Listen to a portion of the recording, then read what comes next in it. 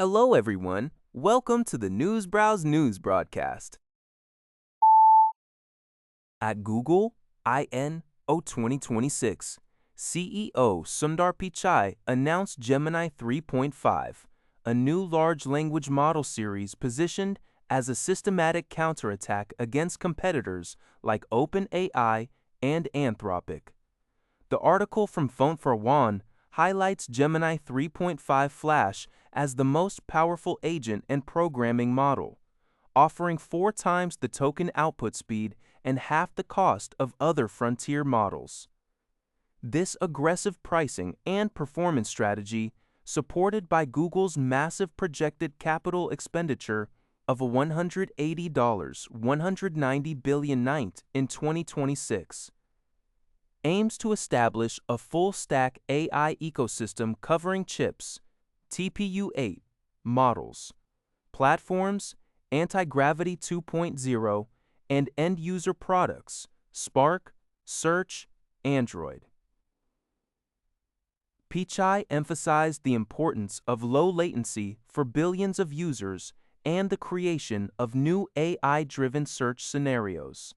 This move is seen as raising the entry barrier for agent AI, challenging rivals who lack Google's comprehensive vertical integration and scale. NTD News reports that the U.S. Department of Justice has charged 4 of the world's largest Chinese shipping container manufacturers and 7 former executives with orchestrating a years-long global conspiracy. They are accused of violating the Sherman Antitrust Act by restricting production and inflating prices for standard shipping containers between November 2019 and January 2024. Prosecutors allege the scheme significantly intensified during the COVID-19 pandemic, a period when global supply chains were already under severe strain and demand for shipping equipment surged. Acting Assistant Attorney General Omid Asa stated that these global price-fixing cartels held hostage the world supply of ocean shipping containers and stole from everyday Americans. The indictment details how executives allegedly coordinated production cuts, installed surveillance cameras to monitor compliance, and created financial penalty systems. The involved companies, such as CIMC and Singamaz, saw dramatic profit increases during this period. The case may face challenges as China lacks an extradition treaty with the United States.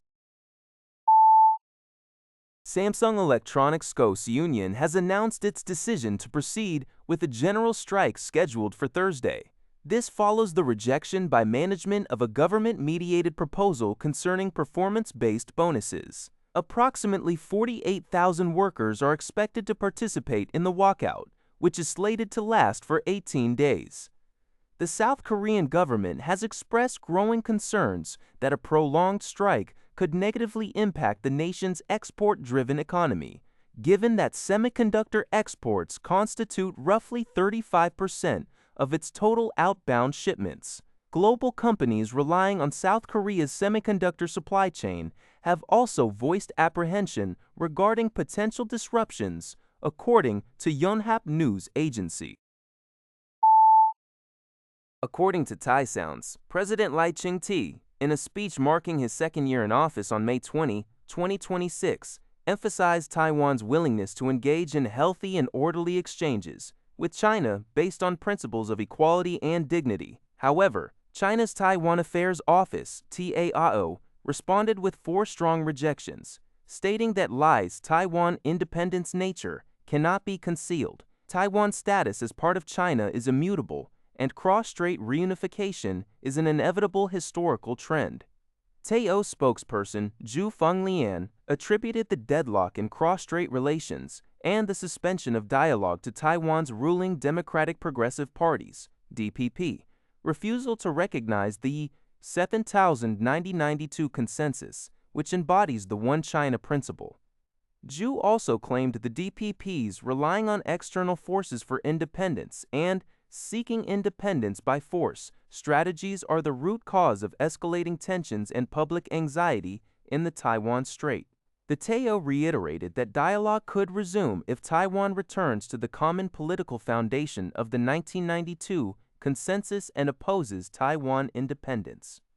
Lai, for his part, asserted that Taiwan's future must be decided by its 23 million people, not external forces, and that peace requires national strength, clear national will, and international democratic cooperation, not just goodwill or concessions.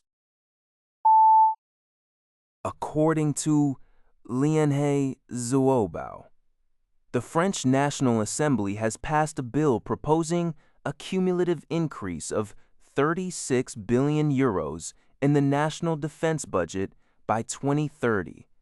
This new legislation will now proceed to the Senate for review and vote.